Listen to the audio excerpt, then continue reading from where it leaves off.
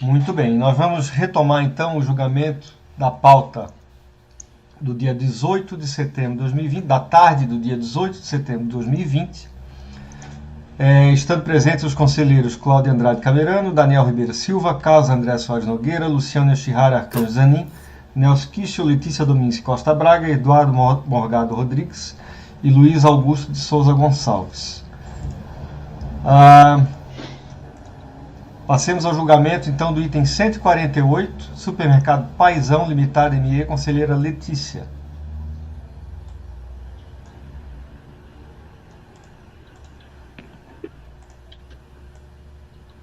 Só um minuto, presidente.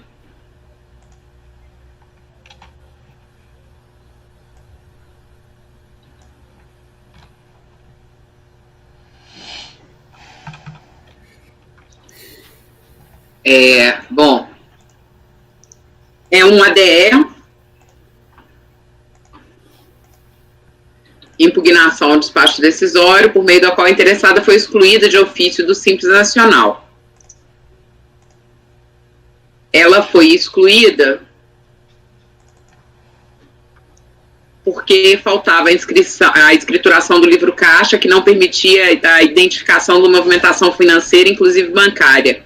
Artigo 29, inciso 8º da Lei 123 de 2006. No despacho decisório, a interessada teve ciência, de modo que apresentou manifestação de inconformidade, alegando que apresentou os documentos solicitados pela fiscalização no prazo concedido e que está sob fiscalização, mas ainda não houve lavratura de auto de infração nem constatação de sonegação. Quando o julgamento da DRJ, restou emendada a decisão da seguinte forma: que acarreta a exclusão de ofício do Simples Nacional a manutenção de escrituração que não permita a identificação de movimentação financeira. Conformada, apresentou ao contribuinte recurso alegando que os efeitos da exclusão que a exclusão só teria efeitos após o trânsito em julgado da impugnação, que a empresa apresentou toda a documentação solicitada, que a empresa permanece sob fiscalização e que não teria sido emitido nenhum auto de infração. Este é o relatório do essencial. Vou ao voto, tá, presidente? Ok. É um ADE do Simples por ter sido identificada pela fiscalização que a empresa não escriturou o livro caixa e não permitiu a identificação de movimentação financeira, conforme artigo 29 da Lei Complementar 123 de 96. A empresa insiste que não foi lavrado qualquer auto de infração contra ela e que ainda encontra sob fiscalização. Contudo, como observa a DRJ, foi lavrado aí em 2003, tendo sido a recorrente Revel. Em consulta ao processo administrativo tal, consta aí, eu colei aqui a observação da DRJ.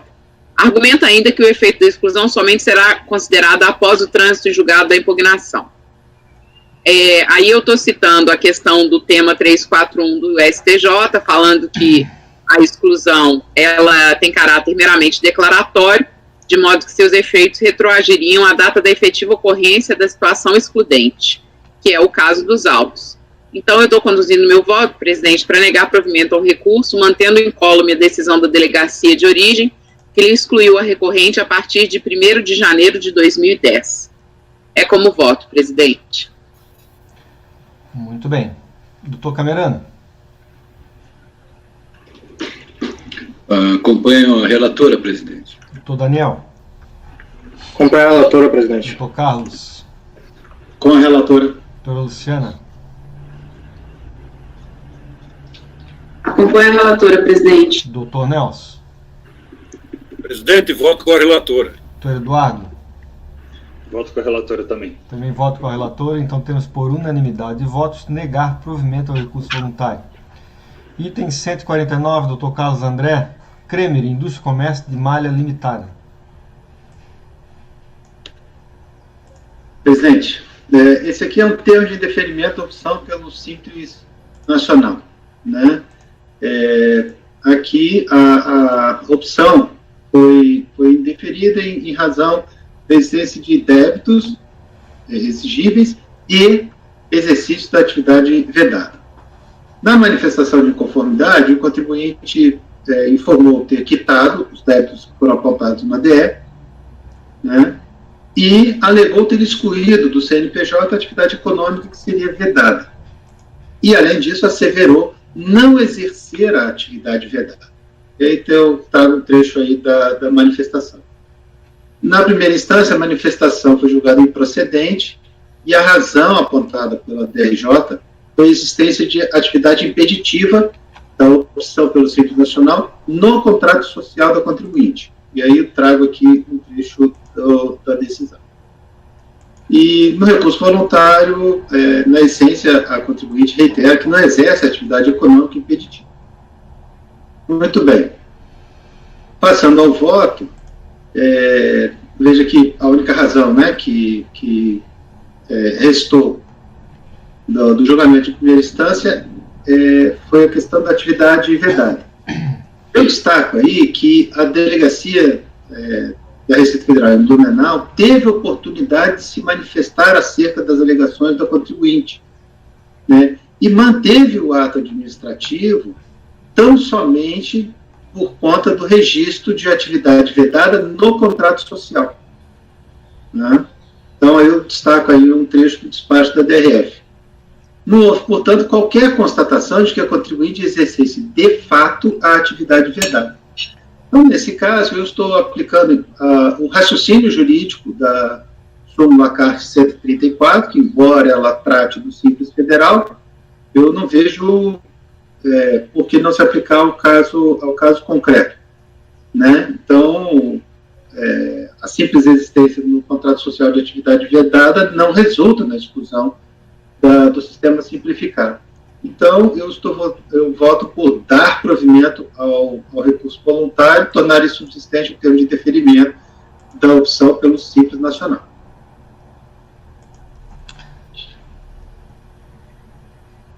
Doutor Eduardo, queria falar? Não, só cogitando aqui que nós estamos falando de indeferimento de opção, nós não estamos falando em exclusão, né? Sim, exatamente. O conselheiro Carlos comentou que depois da empresa ter dado as suas explicações, a DRF teve a oportunidade de se manifestar acerca dela, é isso? Isso, exatamente.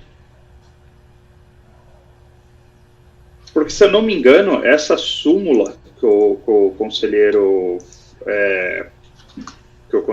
está fazendo assim, o raciocínio jurídico análogo, ela fala da exclusão, né, e não do indeferimento de opção. Mas eu não vejo, nesse aspecto, não vejo relevância nisso, né? Quer dizer, o que eu entendo é que você só pode excluir ou impedir a opção, né, se a atividade vedada for efetivamente exercida, e não o mero fato dela estar no contrato social. Eu estou ponderando assim essa questão de você ter falado que ela teve essa oportunidade, porque assim, eu já vi alguns casos desse, e como que eu penso? São duas situações distintas. Quando o contribuinte vem requerer a opção, ele está requerendo, o poder público defere, digamos assim, preliminarmente ou não. A priori, eu não vejo problema algum em essa análise ser feita com base nas informações que constam no cadastro do contribuinte. Essa análise ser feita com o que o contribuinte traz. Não seria, assim, razoável exigir que a fiscalização faça efetivamente uma fiscalização de cada pedido de opção.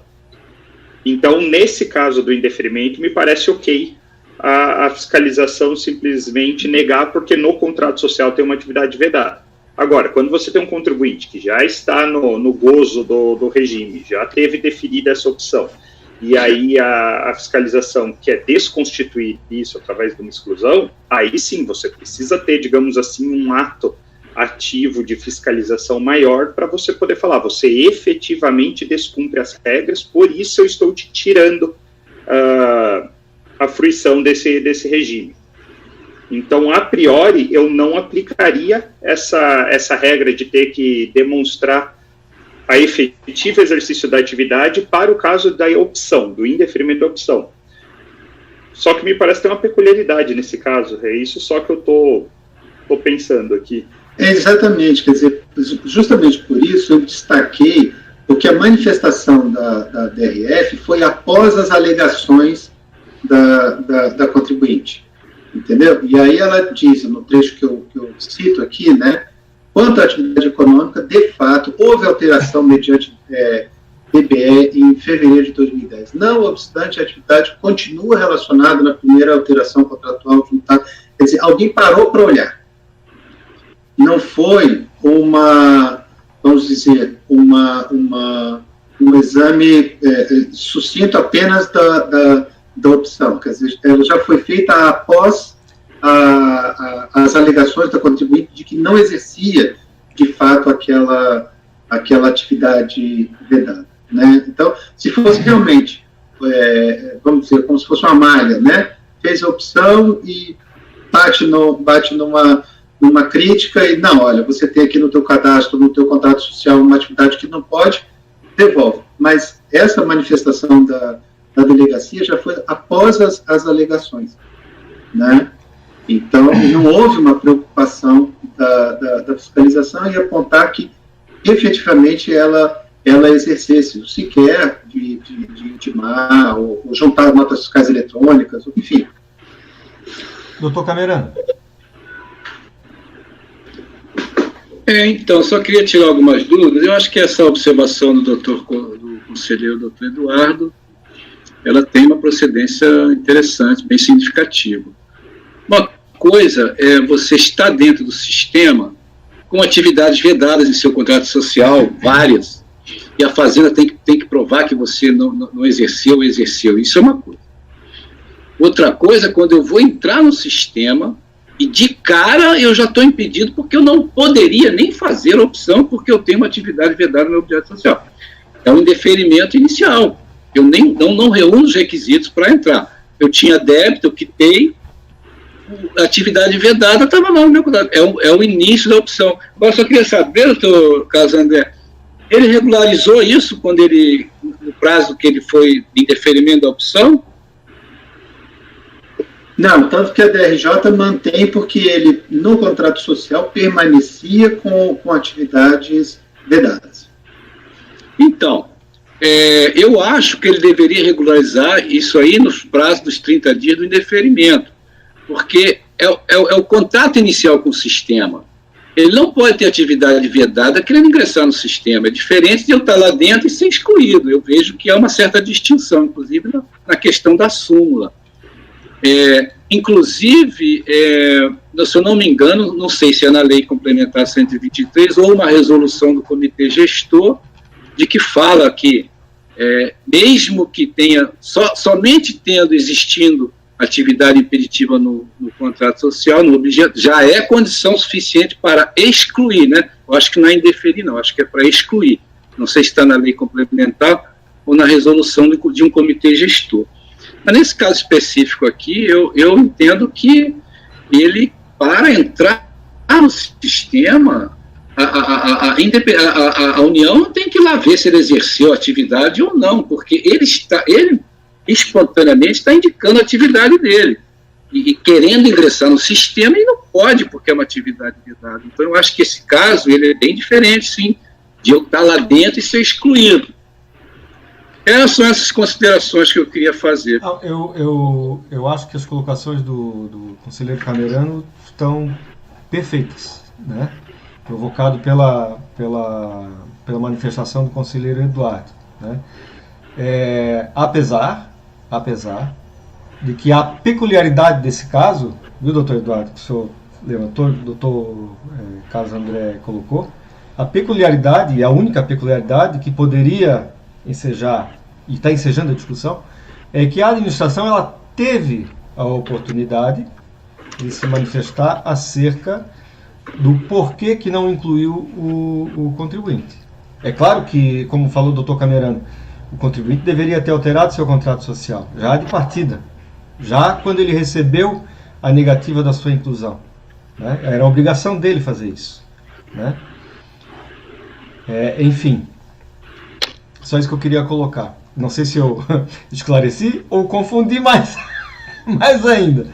Tá? Mas a minha posição, eu acho que eu vou mais ao encontro da colocação do Dr. Camerani do que a colocação do próprio relator. Tá? Mais alguém quer falar alguma coisa?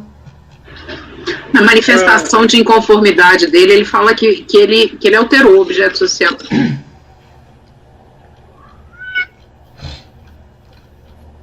Gatinho tá miando aí. Doutor Eduardo, pode falar. Assim, presidente, refletindo sobre essa questão, até que o doutor Camerano muito bem complementou, e que o senhor também, eu não sei se não seria um caso muito mais de caso o contribuinte tivesse provado que efetivamente ele não exerce aquela atividade, já que nós estamos falando dessa situação peculiar, porque a situação padrão é normalmente você faz o pedido e eu acho que o próprio sistema nega, você não tem, acho que nenhum auditor tendo contato com esse pedido diretamente, então essa é a peculiaridade. Mas mesmo considerando ela, eu não sei se não seria mais a situação de caso o contribuinte tivesse provado que houve um erro de fato no cadastro dele, na hora que ele fez o contrato social, mas que ele jamais exerceu ou pretendeu exercer aquela atividade, do que efetivamente dizer que o fisco deveria ainda assim fazer diligências e procurar provar que ele exercia a atividade. Não, mas é justamente aquilo que o Camerano falou. Quando se trata de exclusão, ou seja, já estou no sistema, mas vou excluir de ofício o contribuinte, tá? Aí sim, o fisco tem que comprovar que ele exerce aquela atividade. É como você falou, no ato da inclusão no sistema, ou após ter sido incluído no sistema, ele tendo alterado o contrato social, né? A gente teria lá aquela atividade vedada, tá? Então o fisco teria que provar que ele exerce aquela atividade, entendeu? É diferente desse caso aí, que já de partida, né, ele teve negado a sua inclusão, entendeu? E um dos motivos foi a atividade vedada constando no seu contrato social. Ele deveria, na realidade, assim que recebeu a negativa da sua inclusão, deveria ter alterado o contrato social obrigatoriamente. Concordo com isso. Obrigatoriamente. Presidente, o que ele alega no início, aqui na própria manifestação, é que só tinha essa atividade, que não exercia, mas só colocou essa atividade no contrato social para, se algum dia começasse a exercer. Então ele falou ali, eu coloquei aqui para, se um dia exercer, mas hoje eu não exerço. Aí no recurso ele fala, como podia existir a possibilidade de permanecer no Simples se não exercesse, que é o entendimento quando você já está, tá? Eu entendi que não tinha problema, e só não alterei por conta dos custos financeiros, é o que ele fala no recurso voluntário. Então, assim, ele enfrenta nesse sentido, dizendo, eu coloquei para, se um dia eu exercer aí, mas eu nunca exerci, entendeu? É uma alegação que eu também refuto, que não é de todo inaceitável, não. Tá? Enfim. Mais alguém? Doutora Letícia. E assim, a sociedade também, ela já existia anteriormente, entendeu? Eu acho que nesse caso, porque a gente pensa que a empresa, ela começa e já vai logo para o Simples, né? Nesse caso aqui, na verdade, a empresa já existia, tanto que ela tinha débitos anteriores e optou e queria fazer a opção para entrar no Simples.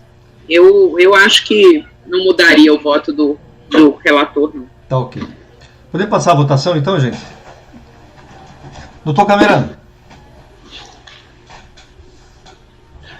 Senhor presidente, eu, data vênia ao ilustríssimo conselheiro, relator, a quem respeito muito. Mas eu vou manter as minhas convicções, que eu acho que vai fazer uma opção pelo Simples. No mínimo, você precisa estar de acordo com o que a lei determina. Se eu já de cara já digo que a atividade é vedada, já está virando uma bagunça. Então, senhor presidente, eu no caso aqui, então eu apresentaria uma divergência para negar provimento ao recurso e considerar o indeferimento da opção correta. Muito bem. Doutor Daniel. Presidente, em que pese eu até tenha uma opinião mais parecida com a do Camerano e do Eduardo a respeito da aplicação aqui, que eu acho que essa vedação da atividade social para opção, você entra no sistema aderindo às regras daquele sistema, né? Então isso tem esse efeito, mas assim, levando em consideração nossa postura aqui de analisar o caso concreto, a questão do erro excusável, da hipossuficiência do contribuinte, você vê que a própria argumentação dele é no sentido de que, olha, eu coloquei, mas eu não exerço, então para mim é a mesma coisa que nada. No recurso voluntário, inclusive, ele traz o CNPJ, ele fala, no meu cartão de CNPJ não aparece atividade de representação. Então, isso dá uma falsa impressão para o contribuinte, de certa forma, que o fato de não estar aparecendo no CNPJ significa que a Receita sabe que ele não exerce aquela atividade. Então, assim, diante do contexto, eu acompanho o relator. Ok. Doutora Luciana. Acompanho o relator, presidente. Doutor Nelson. Presidente, eu concordo com os argumentos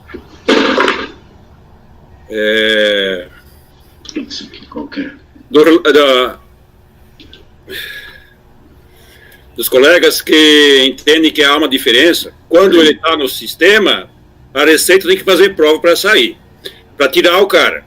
Mas para entrar, ele tem que fazer a prova incontestável de que ele não tem nenhum empecilho para ele entrar no Simples. Agora, eu vejo que também as vicissitudes do caso concreto são razoáveis.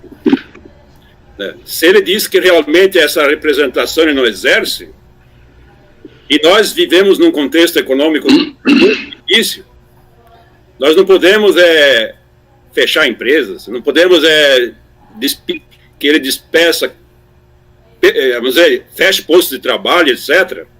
Então o problema do Brasil não está aí no Simples, né? Eu acho que o Simples é a oportunidade da pessoa sobreviver mesmo, o empresário sobreviver. Então nesse caso eu voto com o relator. Ok. Doutora Letícia. Voto com o relator, presidente. Doutor Eduardo. Embora todos os argumentos sejam bastante interessantes, presidente, eu vou me alinhar com a divergência nos termos que já coloquei. Eu também vou me alinhar na divergência, principalmente para não deixar o doutor Camerano... Vejo que ele não está só nesse voto, está muito bem acompanhado, doutor Eduardo, né? Mas, para não deixá-los só, eu vou acompanhar, tá? Porque eu acho também que nesse caso, o meu lado formalista, legalista, acho que está falando um pouco mais alto do que o lado da equidade, tá? Enfim, então nós temos, por maioria de votos, dar provimento ao recurso voluntário para tornar insubsistente o termo de indeferimento de opção pelo Simples Nacional. Vencidos os conselheiros Cláudio Andrade Camerano, Eduardo Morgado Rodrigues e Luiz Augusto de Souza Gonçalves. Tá ok? Item 150. Doutor Camerano. Eu quero registrar que se não fosse a hipótese, né, da fiscalização ter tido a oportunidade de se manifestar sobre as alegações, eu também teria votado para negar o provimento. Né? Muito bem. Item 150, doutor Camerano, Edson F. de Oliveira. Eu estou abrindo aqui, presidente. Ok.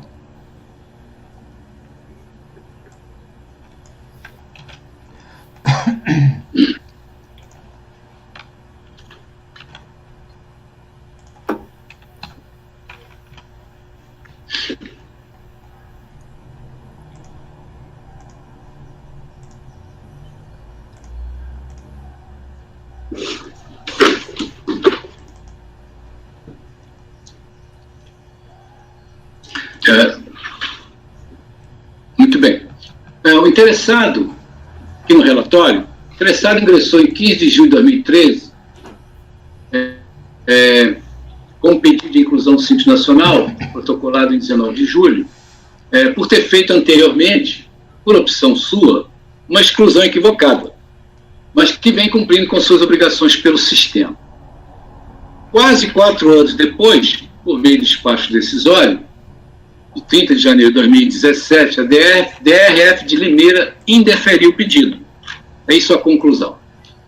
Trata o presente processo pedido de reinclusão no Simples Nacional, em que a contribuinte alega que não era sua intenção solicitar sua exclusão.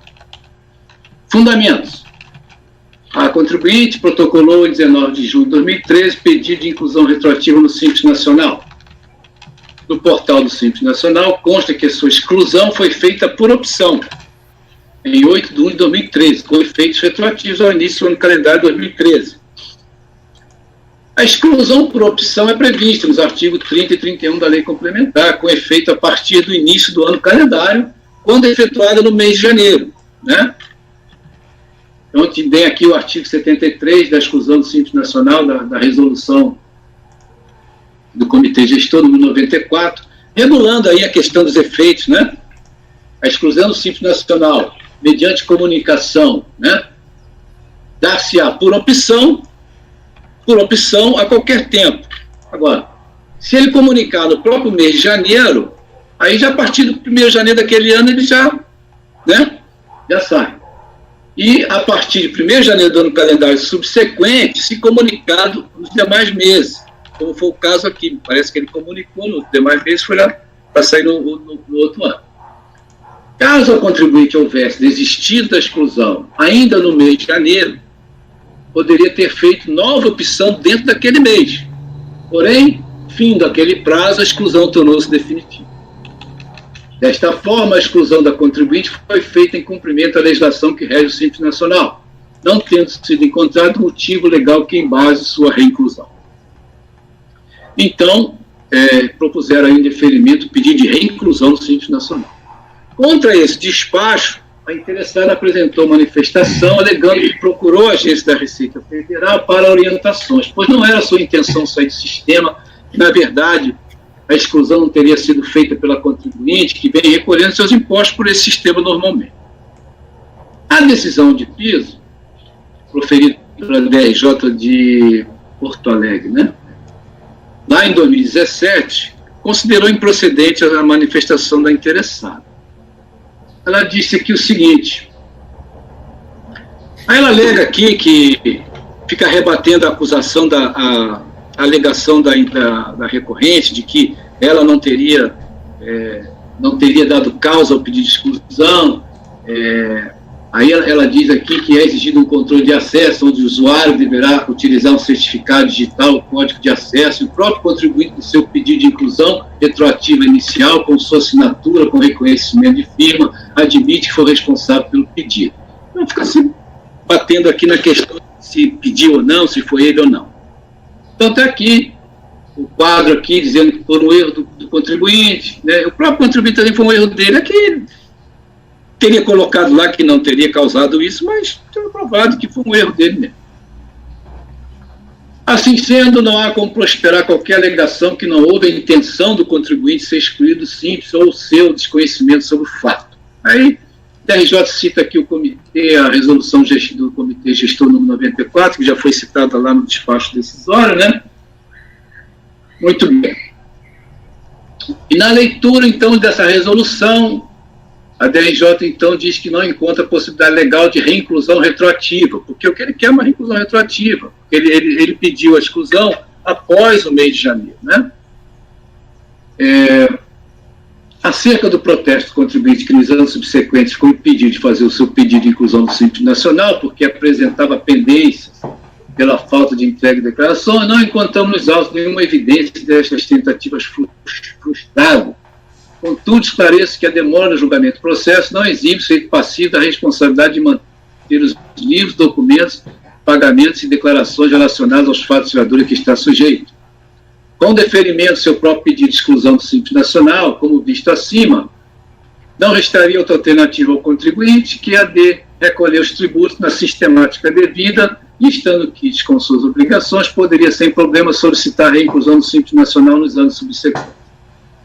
Diante disso, rejeito o pleito da recorrente pela ausência de provas que lhe deem sustentação. Tendo em vista que não há previsão legal para o cancelamento de comunicação de exclusão efetuada pela empresa. Isso não está positivado. Veja como são as coisas, hein? Não há previsão legal para eu cancelar uma comunicação de exclusão feita pela própria empresa. Bem como seu reenquadramento no regime com efeitos retroativos. Não se vislumbra vista qualquer espécie na decisão recorrida. Bom, então considero improcedentes as alegações da manifestação. Então ela apresentou seu recurso voluntário, onde basicamente traz em essência as mesmas alegações. Olha, eu me excluí indevidamente, fiz essa opção indevidamente. Bom, preenchido os requisitos de admissibilidade do recurso voluntário, dele se deve conhecer. Eu entendo aqui, senhor presidente, se foi um erro do contribuinte ou do escritório de contabilidade, para mim pouco importa o caso. Afinal, foi feita uma exclusão por opção da própria interessada, em 8 de janeiro de 2013. E no mesmo ano, em julho, percebeu-se que era um equívoco e tentou a sua reinclusão no sistema por meio de um pedido administrativo e ele foi negado, algo que eu entendo que não se pode concordar. Trata-se de uma exclusão por opção, mas equivocada. A interessada deseja permanecer no sistema, tentou a correção no próprio ano de 2013 e não conseguiu, sob a alegação de que a reinclusão teria de ser feita no próprio mês de janeiro, o qual seria o mês oficial de opção ao Simples Nacional. Ora, ao meu sentir, não se trata de uma nova opção, mas de uma reinclusão retroativa ao mês de janeiro de 2013, uma vez que estava no regime e não há qualquer impedimento ou restrição de ordem legal que impeça o seu retorno. Eu podia ter havido alguma vedação, alguma restrição, mas não.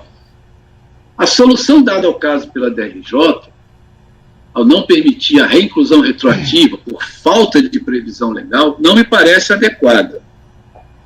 E mostra uma visão estreita deste regime simplificado de pagamento, cujo tratamento dispensado às microempresas e empresas de pequeno porte tem garantia constitucional de tratamento diferenciado, o que me faz crer que situações como a hora apresentada devem ser vistas sob a ótica de tratamento diferenciado que lhe dispensou a Constituição Federal. Sob este ângulo, este pequeno desvio não pode ter o caráter punitivo que lhe atribuiu às unidades fiscais ao lhe vedar o reingresso no sistema, até porque eu não vejo qualquer prejuízo à Fazenda Nacional em permitir a reinclusão retroativa da interessada ao sistema, do qual deseja permanecer, mas que saíra por um equívoco ou descuido, nada mais além disso. Então, o que eu quero dizer com isso? Eu sei que vai haver discussão, eu sei que vai haver, porque simples não tem nada simples do simples, né? Mas o que eu vejo aqui é o seguinte: foi uma exclusão por opção, entendeu? Eu não queria sair, mas fizeram lá, por descuido, fizeram lá esse clique lá no sistema. É diferente de uma situação normal em que eu quero me excluir do sistema e vou lá e me excluo. Aí eu tenho lá os efeitos. Olha, se eu me excluir em janeiro, é a partir de janeiro. Se eu me excluir em agosto ou julho, é a partir do ano calendário subsequente. Por isso que eu faço essa distinção. Quando agora, notadamente, havendo um equívoco, a própria interessante, olha, foi um equívoco, eu estou no sistema, recolho pelo Simples, eu quero ficar no Simples, eu não vejo o prejuízo que isso possa causar à Fazenda Nacional. Eu vejo isso como uma solução distinta daquelas que eu, espontaneamente, faço a opção para ser excluído do sistema, mas porque eu quero ser excluído, né? Esse caso me parece que é um pouco diferente da situação que a lei prevê. Por isso, senhor presidente, eu voto para deferir a inclusão retroativa da interessada ao Simples Nacional com efeitos a partir de 1º de janeiro de 2013. É assim como eu voto, presidente.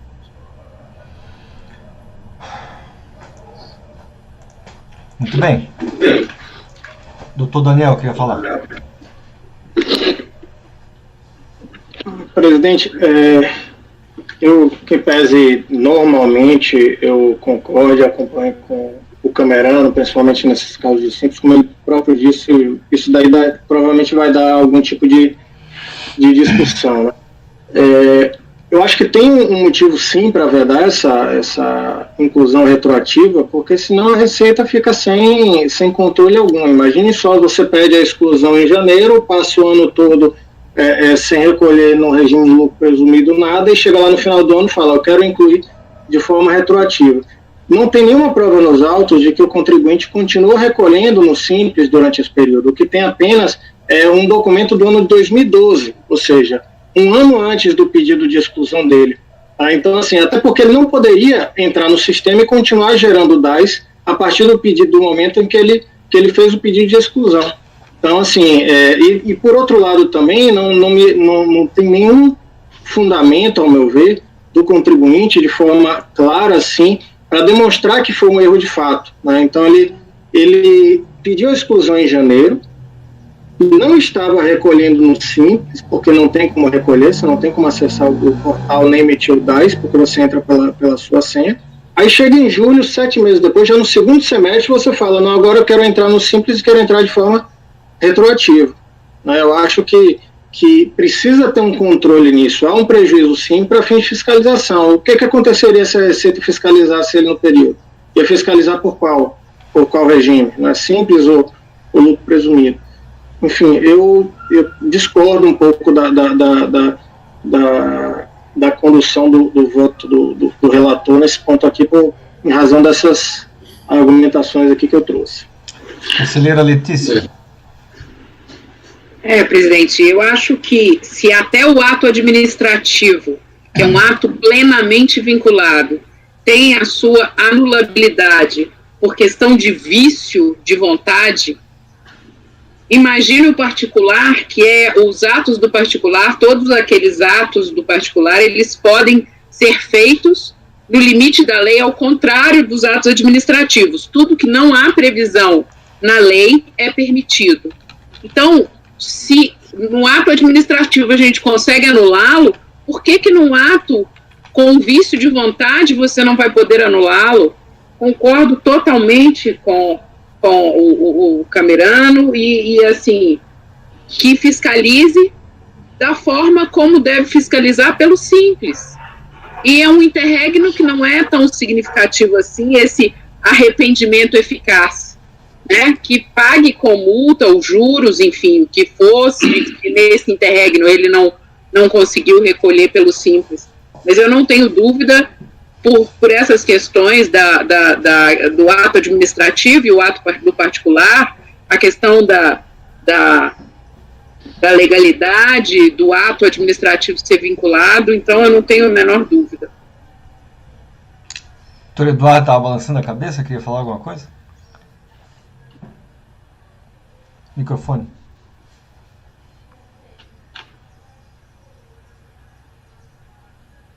Agora foi, presidente? Sim. Não queria adicionar nada, estava ainda pensando alto. Muito bem. Prontos para votar?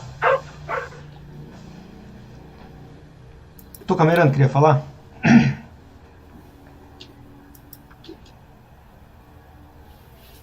Não, Camerano, não estou ouvindo, Camerano. Camerano, microfone. Microfone fechado, doutor. Camerano, microfone. Desculpa. Estou falando aqui sozinho. Não, só um breve comentário sobre as alegações do conselheiro Daniel. Aqui nós não estamos divagando aqui sobre se recolheu ou se não recolheu pelo Simples ou outro sistema. Isso não está em pauta aqui, nem foi objeto de comentário nem da unidade, nem da Receita, nem do contribuinte. Então, eu estou recolhendo pelo Simples, entendeu? A questão que se prende aqui foi só a de ser retroativo ou não, foi só isso. Não, só queria fazer esses comentários. O doutor Nelson, depois o conselheiro Daniel. O relator Camerano já colocou nessa última participação, que é essa questão. Olha, eu já relatei processos simples em que o cara estava excluído e estava recolhendo no Simples, o sistema não tinha fechado nada, né? Ele continua declarando normal, né? Então não é a explicação ou vedar o reingresso no Simples porque talvez ele estava com o sistema fechado e não pôde entregar a declaração do Simples. que eu acho muito difícil, porque se tem um processo ativo discutindo essa questão, ele deveria estar recolhido no Simples, sim. Se não recolheu, é porque talvez a Receita,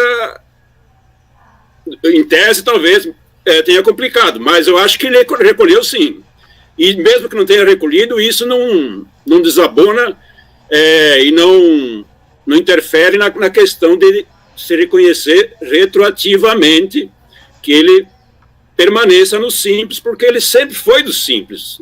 Como falou a doutora Letícia, ele, no momento, ele sopesou e viu que não caberia sair do Simples, né? É um arrependimento eficaz mesmo. Doutor Daniel.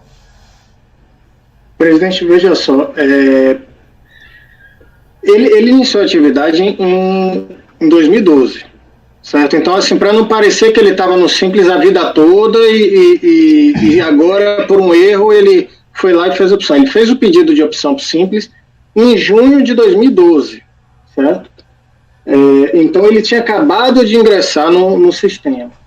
Ele mesmo que alega que ele pediu em janeiro de forma errônea, de forma equivocada, sem nenhuma prova disso, e que depois verificou o que aconteceu, mas que ele continuou cumprindo as obrigações do Simples, mas não traz nada. Pelo contrário, a única coisa que ele traz aqui é a declaração do DEFIS dele para o Simples, tá? Do segundo semestre de 2012, que ele fez em abril de 2013, mas referente às informações de 2012, quando ele efetivamente ainda estava no Simples. O DEFIS pode ser recebido. Mas, assim, o contribuinte não trouxe nada. Se, de fato, fosse uma situação dessa que o conselheiro Nelson falou, que ele tivesse pedido a saída e continuasse recolhendo na sistemática do Simples, apresentando declaração na sistemática do Simples, aí tudo bem, eu até estaria inclinado a entender que seria um erro excusável, um vício de vontade. Mas aqui eu não tenho elementos para compreender esse vício de vontade. O fisco não tem prejuízo. Discordo, porque ele tem um prejuízo fiscalizatório, ele não pode também ter uma incerteza. A gente tem data de opção anual, né? Então, isso é um princípio contábil, inclusive, da opção de tributação, ser válido durante todo o exercício financeiro, porque tem uma lógica, senão a gente poderia ficar mudando de lucro real para lucro presumido no curso do ano, vai estar recolhendo tributo de todo jeito. Então, assim, eu continuo discordando. Acho que se fosse o caso que o conselheiro Nelson falou, se ele tivesse continuado recolhendo, se tivesse prova, se tivesse alguma coisa palpável desse vício de vontade, mas não tem. O que parece aqui é que ele pediu exclusão, meses depois, ele não tem nenhuma declaração aqui, não tem recolhimento nenhum, meses depois ele viu que valia a pena ficar no Simples e pediu uma reinclusão retroativa. O que mais me parece do que o vício de vontade efetivamente. Antes de dar continuidade à discussão, tem 3 colegas inscritos, eu vou liberar o apoio, viu, Fabiana? Vou liberar o apoio, você pode parar a gravação por aí, nós vamos utilizar a minha gravação aqui, tá? Gravação encerrada, presidente. Tá, ok. Obrigado, Fabiana, até amanhã. Até amanhã. Doutor Eduardo, depois doutor Camerano e doutor Carlos André. Doutor Eduardo. Só essa questão que o conselheiro Nelson falou do arrependimento eficaz, eu acho importante pontuar que há uma diferença entre excluído por erro e arrependimento da exclusão. Eu acho que se ele se excluiu e depois ele mudou de ideia e quis voltar, eu acho que em hipótese alguma isso é possível. Não pode existir arrependimento eficaz nessa situação, senão você vai contra a própria regra que diz que a opção é irretratável no período. Se é um erro, que é o que nós estamos falando, se eu estou entendendo certo, a linha do voto do conselheiro relator vai nessa toada, aí eu vou concordar com o conselheiro Daniel que precisa ter pelo menos alguma comprovação, algum dado, porque realmente existe uma importância, existe uma necessidade de ter uma ordem nesse sistema. Você tem um período para você fazer a sua opção, você tem que manter a sua opção o ano inteiro, você tem regras bem específicas para quando você pode entrar, senão você permite essa situação. Se não exige pelo menos um grau de prova do erro de fato invocado, você entra, você sai, você entra, viu que não era aquilo que você queria, você pede para retornar usando simplesmente uma declaração de que foi sem querer que eu pedi a minha exclusão. Então, nessa linha, eu acho que as ponderações do conselheiro Daniel fazem bastante sentido.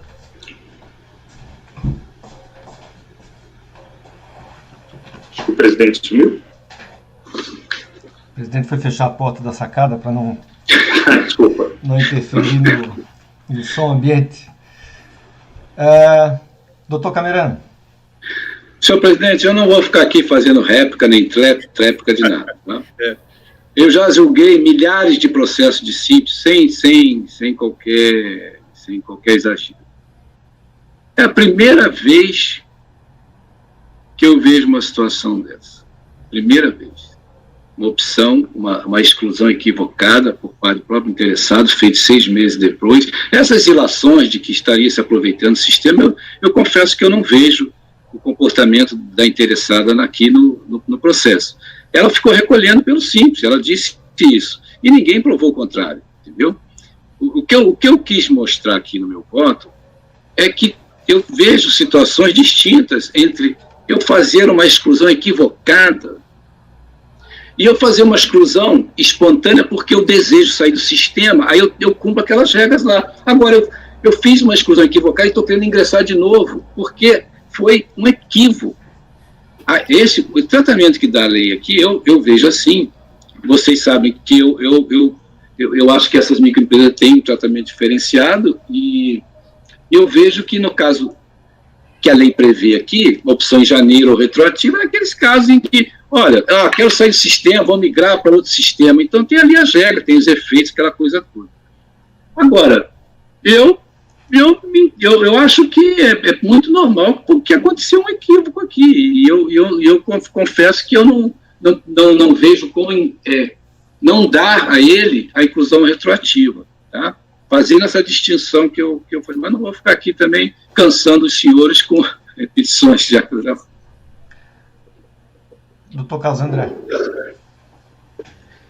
Eu, nesse caso, assim, realmente a impressão que dá é que, bem na linha daquilo que falou o conselheiro Eduardo agora no final, né? Quer dizer, ele fez a opção mesmo por sair em janeiro. Quando chegou lá em julho, ele falou, fez conta e falou, não, é melhor voltar.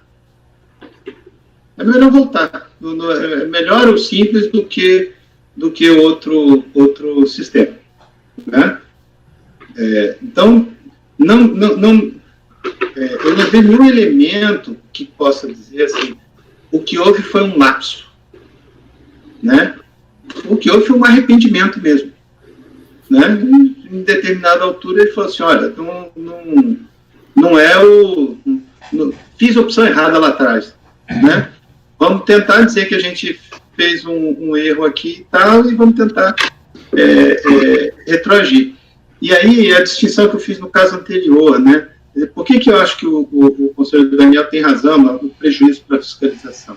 Porque você está falando uma coisa que é massiva, quer dizer, se todo mundo puder entrar e sair durante o ano, a fiscalização não tem como atuar de forma massiva, né? Assim, a distinção justamente que eu fiz no processo anterior foi essa, quer dizer, se fosse um procedimento adotado massivamente, ele estaria correto. Eu achei que estava errado porque pediram para que ele fosse se manifestasse especificamente naquele processo. Então, assim, acho que há um procedimento e dilui-se a previsão e a opção é para o ano inteiro, não só pelo prejuízo à fiscalização, mas pelo próprio prejuízo à arrecadação, né? Quer dizer, faz a opção em janeiro, ele vai o ano inteiro daquele jeito, né? Passou janeiro, então teria que ser algo, assim, ficasse muito evidente que houve um lapso, alguém se equivocou na hora de fazer e em seguida percebeu que tinha errado e falou assim, olha, passou o mês, mas nós fizemos por um erro, e voltando aqui, a gente foi pagar o primeiro mês, a gente percebeu que não conseguiu gerar o DAS, enfim, alguma coisa nesse sentido. Vamos à votação, então. Doutor Daniel. Presidente, eu vou divergir. Eu acho que a porta de saída do sistema ele pode ser feita a qualquer momento, de fato, porque você tem um sistema diferenciado, que é especial, né? Então você pode sair dele a qualquer momento, Mas, assim, para retorno, acho que tem as regras específicas e não ficou demonstrado, no caso, efetivamente o vício de vontade do contribuinte. Então, eu vou divergir nesse ponto para negar provimento ao recurso. Doutor Carlos André.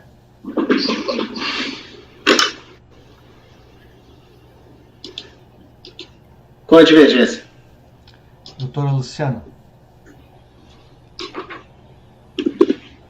Eu vou acompanhar o relator, presidente, até, né, como bem dito por ele, esses equívocos aí, eles são, pelo menos ao meu ver, não beiram essas relações todas de má fé aí, né, no sentido de que realmente o contribuinte teria criado situações aí para se beneficiar, não, e eu vou acompanhar o relator.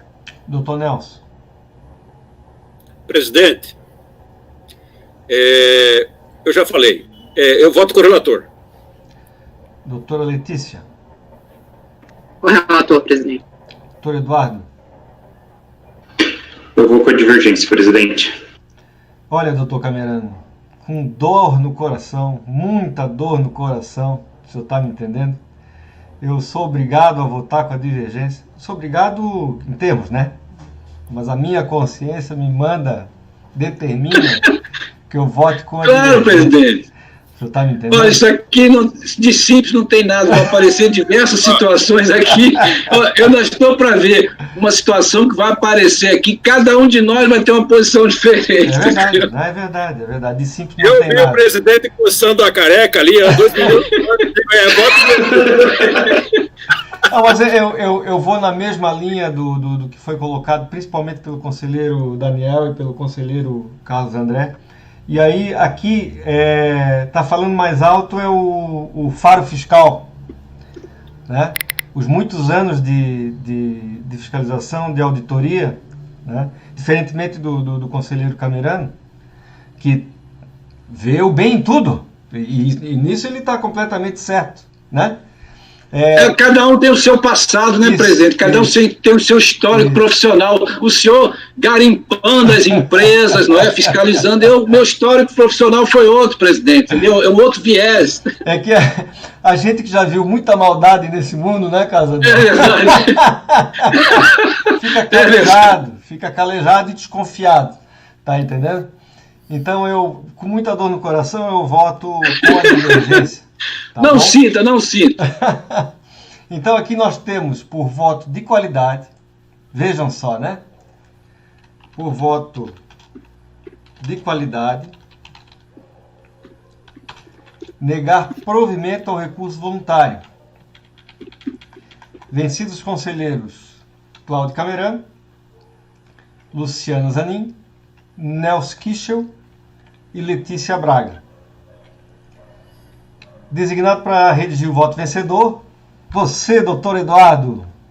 Eu tinha até escrito aqui na minha ata.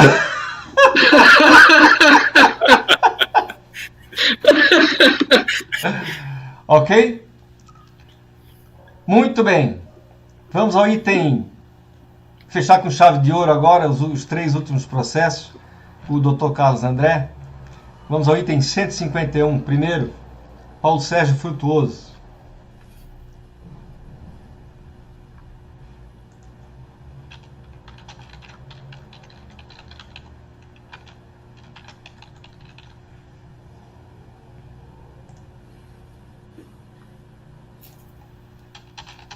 Presidente, aqui é uma exclusão do Simples Nacional em razão de comercialização de mercadorias objeto de contrabando no caminho.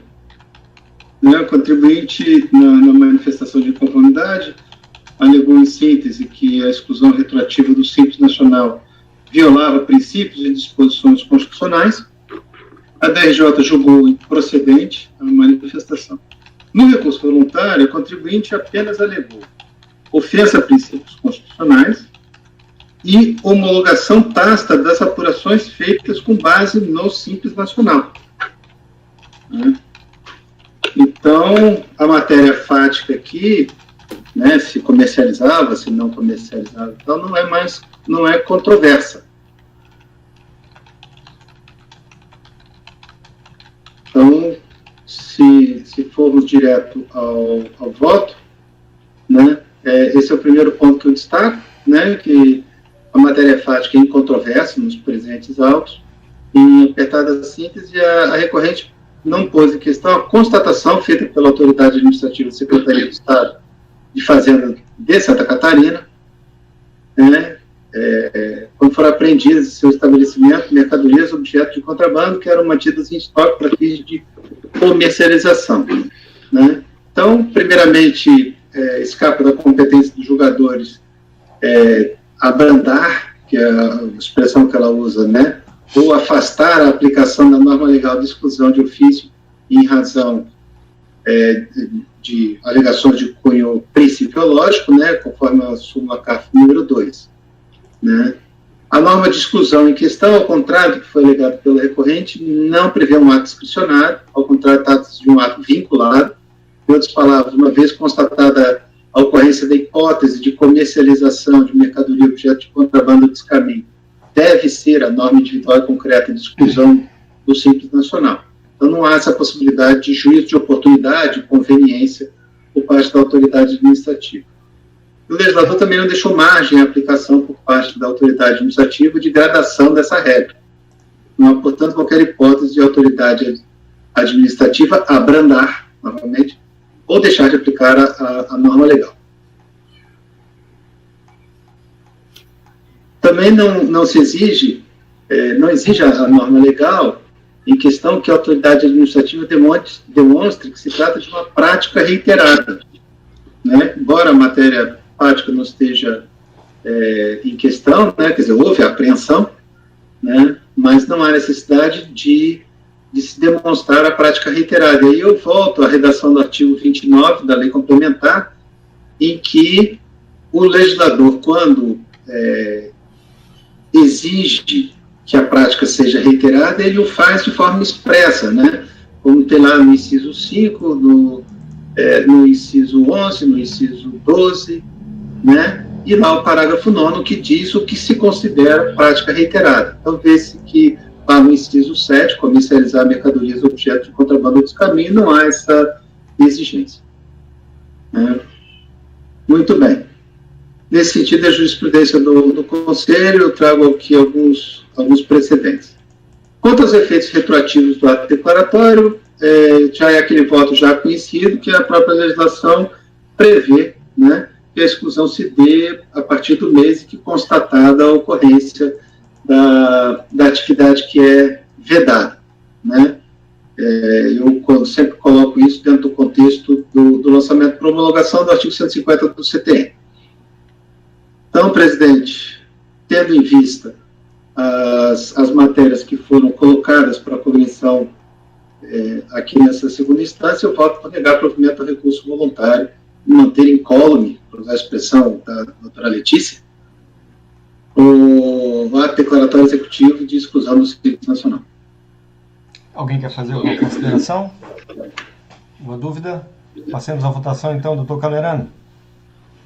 Acompanho o voto do relator, presidente. Doutor Daniel. Com o relator, presidente. Doutora Luciana.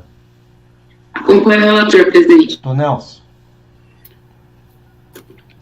Presidente, voto com o relator. Doutora Letícia.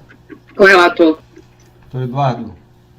Também, presidente, acompanho. Também acompanho, então temos por unanimidade de votos negar provimento ao recurso voluntário. Item 152, recorrente Serprom Serviços, Projetos, Produtos e Montagem Limitada. Doutor Carlos André. Apenas fazer uma pontuação, né? Finalmente tivemos um voto do Simples com unanimidade, né? Não sei se é adiantado da hora, se é... Para você ver. Simples Federal, exclusão de ofício e atividade vedada. Não acabou ainda, Carlos André, não comemora. Não, falei de um, né? Falei um. Não comemore. Então, trata-se de ADE de exclusão do Simples Federal, né, com efeitos a partir de 1º de fevereiro de 2003. Né, a razão apontada foi a realização de atividade vedada. De acordo com a ADE, a contribuinte realizaria atividades de prestação de serviço de instalação elétrica e prestação de serviço de implantação de sistemas de vedação contra incêndio. Tais atividades ofenderiam artigo 9º, inciso 13 da Lei 9317 de 96. Resignada com a decisão, apresentou manifestação de inconformidade. Está lá, peça outro processo. Na manifestação de inconformidade, asseverou em essência que não exercia atividades vedadas listadas no ADE, como se pode observar no objeto social registrado no contrato e alterações. Cito as suas palavras aí. Em primeira instância, a manifestação de inconformidade foi julgada improcedente, a emenda do acordo. Em apertada síntese, a razão de decidir adotada pela DRJ de Fortaleza foi a falta de contestação das provas carreadas aos autos, as notas fiscais. Vejam aqui que houve um trabalho, né? Juntaram-se as notas fiscais, que demonstram claramente a prestação de serviços que exige envolvimento, mesmo que de forma indireta, de profissional legalmente habilitado à área de engenharia. Conformado com a decisão de piso, interpôs recurso voluntário, reiterou as alegações. Dialogando com a razão de decidir da autoridade julgadora, a recorrente alegou acerca das notas fiscais o que segue, né? Os serviços mencionados no acordo, que estão descritos nas notas fiscais, não se encaixam naqueles vedados pelo dispositivo legal já invocado. Os serviços de instalação de energia e de vedação de incêndio não são serviços que demandam a presença de profissional especializado, no caso, engenheiro. O critério para aferir a impossibilidade da inclusão no simples, em todas as hipóteses, diz respeito ao fato da pessoa se dedicar à prestação de serviços profissionais especializados e regulamentados, que demandem, sobretudo, preparo científico e técnico, componente humano, e por essa razão precisam de grandes investimentos para sua realização.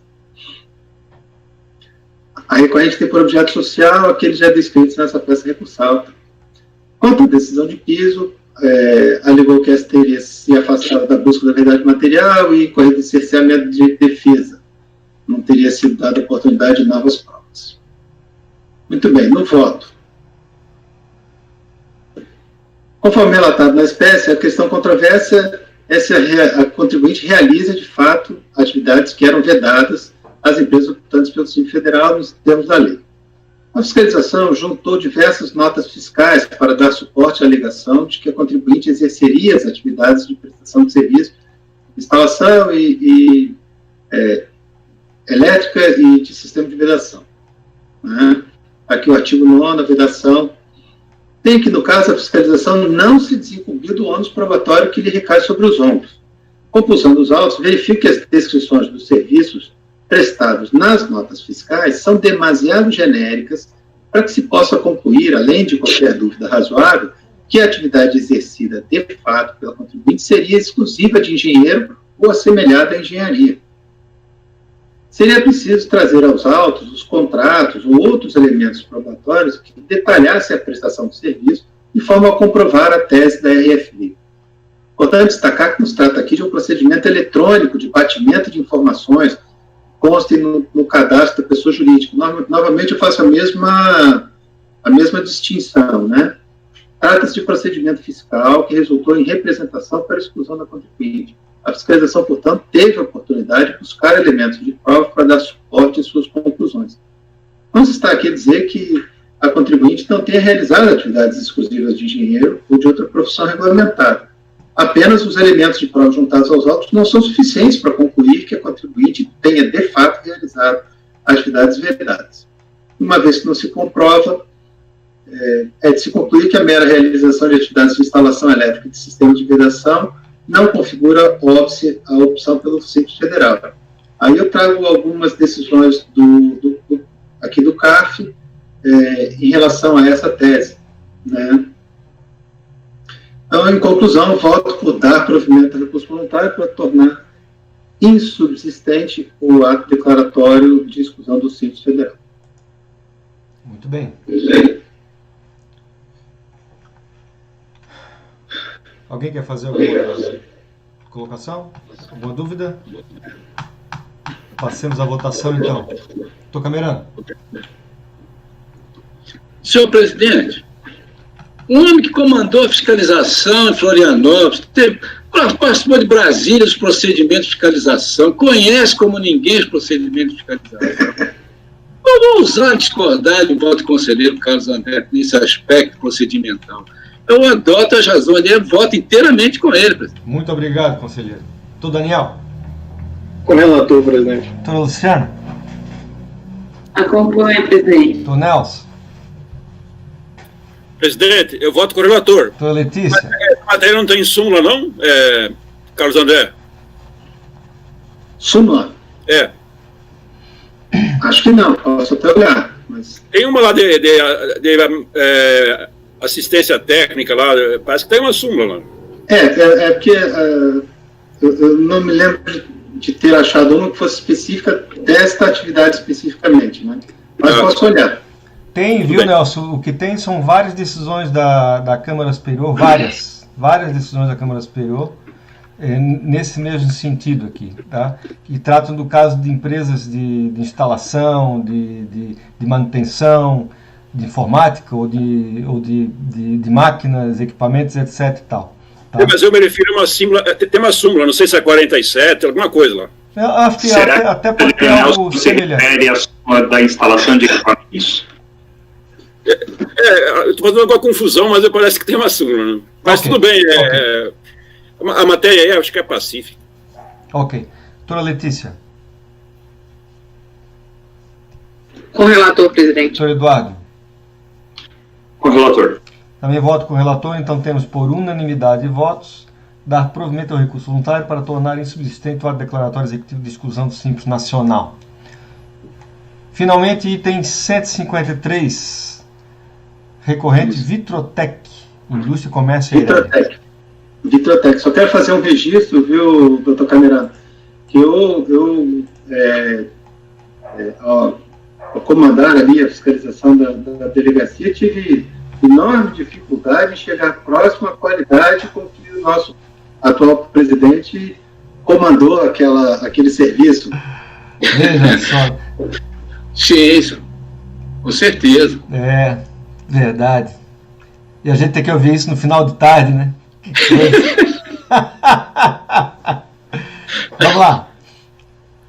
Presidente. Diga lá. Aqui nós temos uma... Mesmo assim, eu agradeço a menção honrosa, viu, doutor Carlos André?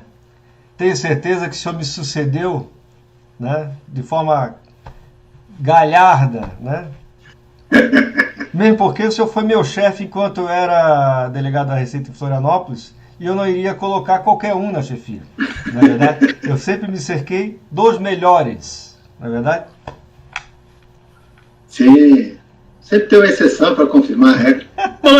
Mas eu não sabia que o nosso presidente foi chefe da fiscalização. Foi? Foi. Sim, foi chefe da fiscalização.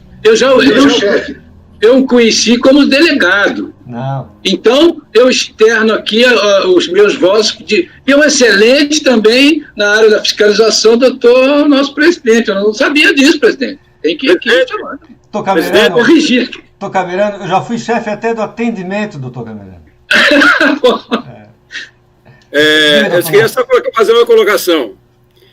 Eu que sou da região do oeste de Santa Catarina, o que a gente não entende é por que Joaçaba tem DRF e Chapecó tem agência. Isso é uma questão política, que depois a gente pode até discutir. Não podemos discutir no ar aqui, tá entendendo? Ok. Vamos lá, doutor Carlos André.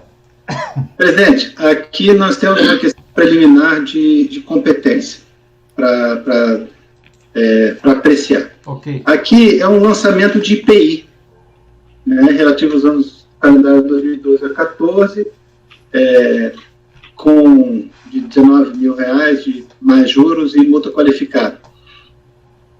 O lançamento de ofício devia-se à apuração de diferenças de IPI entre notas fiscais e a escrituração fiscal e os valores pagos e declarados efetivamente, né, em relação a um estabelecimento do contribuinte, né, como é a característica do contribuinte do IPI, né? Muito bem. Qual é a questão aqui? Esse lançamento, ele ocorreu no bojo de um trabalho de fiscalização mais amplo, né, em que foi lançado imposto de renda, PIS, COFINS, não sei o quê. Né? Houve a atribuição de responsabilidade solidária pelo crédito. Né? Então, veja, a infração relativa à IPI, apurada nesse estabelecimento da Vitrotec, decorreu de um conjunto de complexos procedimentos fiscais que envolveram diversos contribuintes. Desses procedimentos resultaram lançamentos de ofício de RPJ, contribuição, PIS, COFINS, IPI e fonte. Diante da quantidade avassaladora de informações que constam no termo de verificação, eu estou reproduzindo aqui o relatório. Né? Mas vamos passar aqui direto à parte inicial do voto, em que eu trato desta preliminar. Vamos lá no início do voto, competência. Conforme relatado, o presente processo trata de lançamento de IPI, tem como contribuinte o estabelecimento da Vitrotec no município de Caxias do Sul, né? CNPJ, extensão 05. Apesar da autoridade fiscal ter realizado um conjunto de complexos procedimentos em diversos contribuintes e, ao final, ter efetuado diversos lançamentos de ofício de imposto de renda em diversos tributos, conforme consta no termo de verificação fiscal de imputação de responsabilidade, a infração de IPI, de que cuida este processo, resume-se as diferenças constatadas pela fiscalização entre os valores de IPI lançados nas notas fiscais na EFD, ICMS e IPI, e os valores pagos ou declarados no ICMS, exclusivamente. Neste feito, portanto, o lançamento de IPI não decorre da apuração de omissão de receitas, por exemplo, que seria o caso de vinculação por conexão do lançamento de IPI ao IRPJ. Em meu entender, o lançamento de IPI de que cuida desse processo é autônomo em relação aos eventuais lançamentos de imposto de renda, contribuição, PIS e COFINS, e é suportado por elementos probatórios próprios do IPI, né? No caso, a FD, ICMS e IPI. Ademais, há um outro aspecto a destacar. No caso do lançamento de IPI, o contribuinte é o estabelecimento e não a pessoa jurídica Vitrotec. Essa distinção tem duas implicações relevantes. Primeiro, a distinção subjetiva do contribuinte RPJ e IPI. Segundo, as bases de cálculo, os elementos probatórios são bastante distintos. Os IRPJ está da apuração centralizada da pessoa jurídica e o IPI da apuração somente do estabelecimento. Certo, impede salientar que a qualificação da multa e a atribuição de responsabilidade aos demais sujeitos passivos, esses são os únicos pontos, vamos dizer assim, de ligação, né, com o resto. Né? A qualificação da multa de ofício e a atribuição de responsabilidade solidária decorrem dos mesmos elementos de prova nos diversos lançamentos. É pelo conjunto da obra, né, que foram feitos pela autoridade fiscal. Entretanto, nos termos da legislação de regência, entendo que o julgamento do lançamento de IPI somente seria da competência desta primeira sessão de julgamento, caso o fato jurídico tributário estivesse apoiado nos mesmos elementos de prova do lançamento de RPJ, é o que se depreende do artigo 2º do regimento. Em outras palavras, o lançamento de IPI somente será decorrente de RPJ quando a apuração do próprio imposto estiver apoiada nos mesmos elementos de prova que o lançamento de RPJ. O mesmo não se dá se apenas a qualificação da multa e a atribuição de responsabilidade respondem a regras matrizes distintas da regra matriz de incidência tributária, estiverem apoiadas nos mesmos elementos. Assim, peço vênia para discordar do entendimento da primeira TO, porque houve a terceira sessão declinou competência para a primeira, né? Pegou lá, olhou, viu que havia lançamento de imposto de renda também e tal, e declinou da competência somente nesse feito, em outros não. Então, peço vênia para discordar do entendimento da outra primeira turma ordinária da terceira Câmara da terceira sessão, quanto à competência para o julgamento. A interpretação aqui adotada está em linha com a fundamentação do acórdão de piso, quando apreciou o pedido de julgamento em conjunto com os demais processos administrativos. E aí eu cito aqui um trecho. Então, voto por encaminhar o presente processo à presidência do Conselho para que o conflito negativo de competência entre as sessões de julgamento seja resolvido conforme preconiza o artigo 6º, parágrafo 7º do regimento interno do CAR.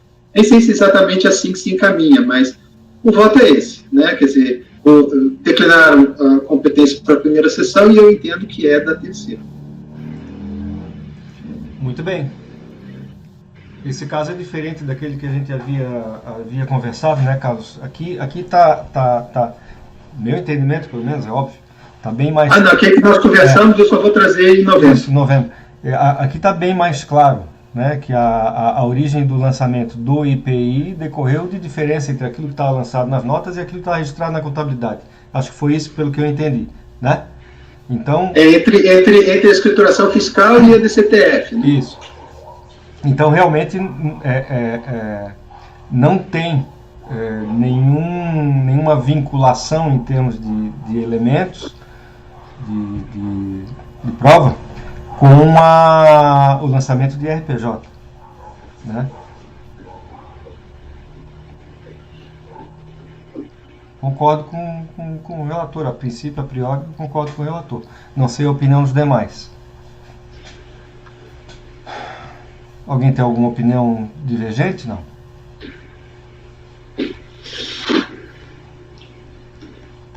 Bom, passemos então à votação então dessa questão preliminar.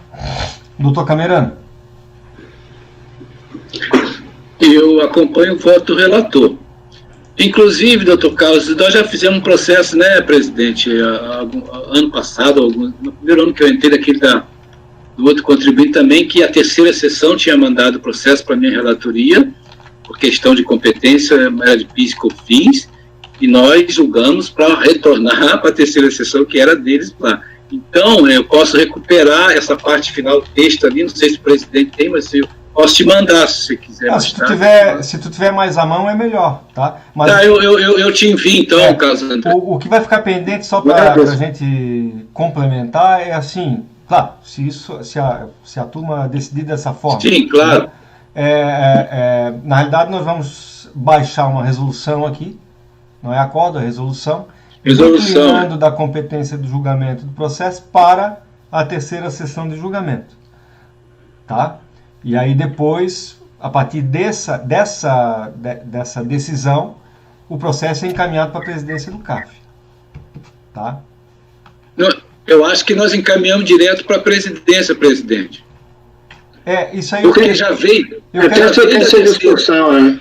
Já veio da terceira sessão. Eu quero confirmar, mas eu acho... É para a presidência do CAF. Oi? Vai direto para a presidente. Eu vou recuperar lá aquele conflito negativo de competência para a presidente Adriana Dirimi, já que ele já veio da terceira sessão. Não, sim. Quanto a isso, não tem dúvida. O que está em dúvida aqui é a forma de encaminhamento, tá? E de colocação... Resolução. Da decisão ali. Bom, por resolução. Não, resolução sim, mas eu digo a forma de encaminhamento, a forma de redação, o redigir ao final do resolvem ali, entendeu? Sim. O básico é assim, você está declinando a competência do julgamento. Isso é o básico que a gente vai colocar aqui no deciso, tá? Doutor Daniel. Com o relator, presidente. Doutora Luciana. Acompanhe, presidente. Doutor Nelson. Presidente, eu voto com o relator. Doutora Letícia. Com o relator. Doutor Eduardo. Com o relator, presidente. Também vou com o relator, então por unanimidade de votos, resolvem declinar da competência do julgamento do processo para a terceira sessão. Tá? E depois a gente complementa, viu, Camerano, o finalzinho aqui da resolução. Tá? Só para destacar, presidente, lá na terceira sessão foi acórdão, né? Foi acórdão que eles fizeram? Eles fizeram acórdão. Eu acho que fizeram errado. Antigamente, isso era muito comum. Eu acho que eles faziam isso talvez não fosse bem tratado, porque eu peguei muita declinação de competência por acórdão, e logo que eu entrei no CARF, eu fui tirar essa dúvida, e o que me responderam é que o certo mesmo é resolução. Então, em tese, está errado o colega que fez por acórdão. E não é tão distante, né? De setembro de 2019. Não, se é setembro de 2019, com certeza eles erraram mesmo, tá? Porque bem antes disso a gente já fazia declinação de competência por resolução. Acho que desde que eu entrei no CAF, 2016. Ok? Então, gente, encerramos a sessão do dia 18, da tarde do dia 18, tá? E, portanto, os senhores estarão liberados na sexta-feira. Vejam que maravilha. Não é verdade? Que beleza. Deixa eu parar. O Dr. Carlos André pode parar a gravação, que a sessão está encerrada, tá ok?